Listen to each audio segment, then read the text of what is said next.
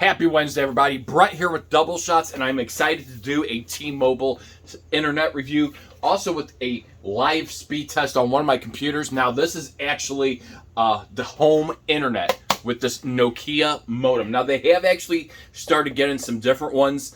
They've actually changed this around because there were some issues with this Nokia modem. Luckily, I have not had the issues that other people have, so I guess I'm kind of grateful for that. I have been using it for how long now? A while. And it works pretty solid, and I am in the St. Louis market. Now, before we go any further, if you like our content, subscribe to our channel, give this video a big like, comment if you have T-Mobile home internet, what you like about it and what you don't like about it. As well, I'm not getting paid a promotion, given a bounty or anything by this. This is my own independent review and everything. T-Mobile home internet, what is it? Well, they wanted to break the barrier of everything in wireless technology, 5G home internet. They say their average speeds are about 50 on the download, and it can get anywhere up to 30 on the upload and everything. And it really depends on your area, how far you are away from a tower. Now, luckily, I happen to live literally right on top of a tower. So my speeds are pretty generally quick, just because we have the 5G band towers, everything to utilize this. And it's pretty cool how they ship it and everything. If you do get this Nokia modem, there have been problems with it. They do have another model as well too that I know that they're starting to substitute in. However, luckily, like I said, I've been able to actually utilize this, and I haven't had any problems. It's been pretty flawless, and I have a lot of devices actually hooked up to it. I have it hooked between my TVs, my gaming, and my security systems, and it works pretty good. I haven't had that lag like some have said. Now, you can also independently hook up a wireless router behind it, but this is also a wireless router itself, so it's a combo. This mixes between the 2.4 gigahertz and the 5 gigahertz bands as well too. So if you have devices that only run on 2.4 gigahertz, this will auto connect to either that or the 5 gigahertz, whichever one's greatest, going from there. As well, you'll notice also there's a telephone port on the back of it. I would assume they're going to eventually open up and expand this to being able to be used as a telephone line where you can have digital service, sort of like how AT&T's modems are. But as well, then you have a USB-C port. I'm going to go ahead and keep that off for now. You have a USB-C. You have UPS, that would be like for battery backup, and your power on off. Now, I do have it hooked up. I actually have this clipped, so I do actually have it hooked up. Now, they usually recommend having it at the best point of reception area closest to the tower in your place of business or your residence. Mine is actually in the highest spot where I am. It's not actually in here with me directly. So even though I showed you that one, it's actually up on my highest point of entry on my upper level. That being said, I have it in a great area where I actually can get some good speeds. Now, this is a speed test that I was not able to do live, that I wanted to show you because of how far away it was. Now, this was at the point of entry to where I was at its point being in the same room with it. I had 319 down and 32.9 up. Now, keep in mind, results are going to vary, guys. They are going to vary per where you're at, how close you are to a tower, as well how far you are away, what it has to really bounce off for you to get that reception. Remember, more rooms, how the construction of the building is made, that all plays a big thing to it. But at its closest point to where this phone was, that's what it pulled on its own Wi-Fi network on my home internet. And that's one of the benefits. So 319, did you get a good picture of it? Yeah. 319 down and 32.9 up. That's very phenomenal. That's better than my in our area AT&T for the same price as what I would pay for AT&T. Getting into Spectrum has speeds comparable to that as well too on some of their plans and everything, but for the price, it's really kind of worth it. Now, I'm going to show you as we go onto a computer here.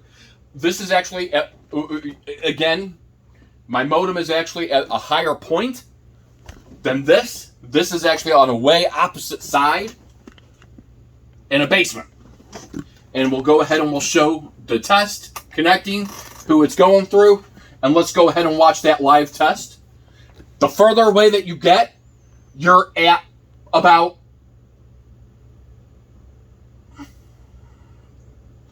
58, 60, 57, 58, 58.10.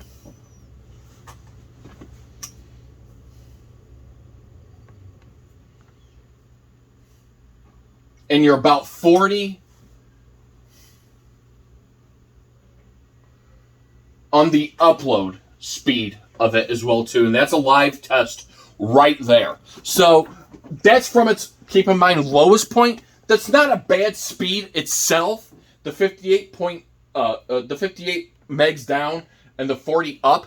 That's actually faster than what, in my area, we don't have fiber, unfortunately, from AT&T, so we can't get that. That's actually faster than AT&T on a comparable plan. In my area, their plan that goes up to 75 megs, this is actually faster than that on my computer. Now, if I had that in a different area, it would be that's closer to the point of entry of where my router is when it's all the way upstairs in a different area. It would be a lot faster, such as like how I had on my phone as well too. So overall, over the time that I've been using it for streaming and everything, that I have not really experienced the bandwidth downgrade at all. I've experienced great results with T-Mobile in my area. And again, I'm in the St. Louis market. I think they have a very good 5G stability in the St. Louis market. I've been using it for a while now, and honestly, to tell you the truth, it's one of my favorites to use. I'm glad they came out with it. The internet is truly unlimited. I do a lot of streaming. I use a streaming service provider. I broke free from cable just because of the pricing and everything of it. And this really makes it worth it. Now again, everybody's good results depending on your area. It's going to be different from one another. The setup was seamless and integrated. And the nice thing about it is there's a T-Mobile app.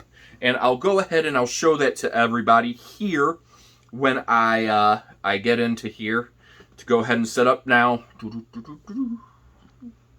Let me go ahead and get it set up. There is a T-Mobile app. The setup was easy. Didn't require somebody from a cable company to come out or anything.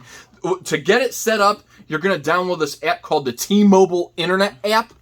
And pretty much it's going to show your gateway status and everything. So it's going to show you if it has a software update. It's going to show you how many devices you, let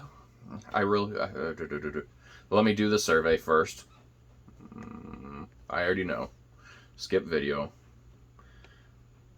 I'm already on it.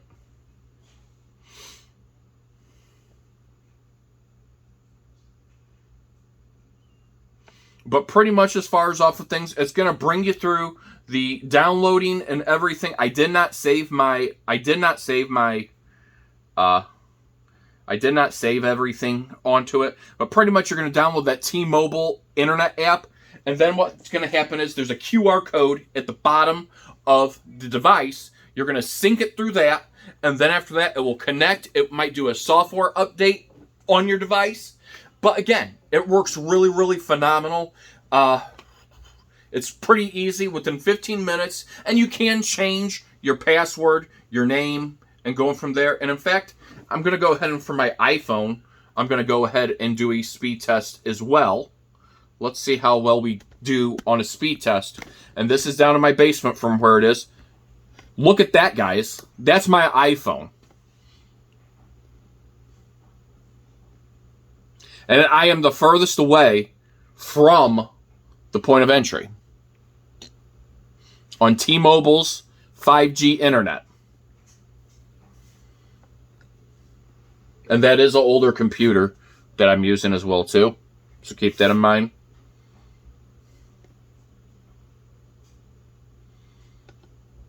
But look at that speed. 365 and 37.8. That is a live result that I'm going in and doing right here. And again, what your chipset is in your computer, your phone, that all makes a difference as well too. The connectivity, Wi-Fi 6, compatibility, stuff like that.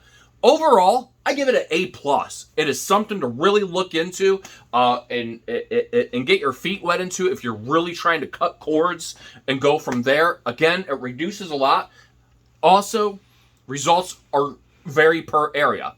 Again, let me know if this video was useful. If you have T-Mobile internet, tell me some pros and cons as well too. What you like about it or what you don't like about it. If you use it on a daily basis for all your streaming services, for your security systems, etc. Anything that you have that can connect digitally to it. Let me know if you have T-Mobile in general. I hope you guys liked this video. Hope it was useful for anybody looking. And again, results do vary, and I will talk to you all again soon.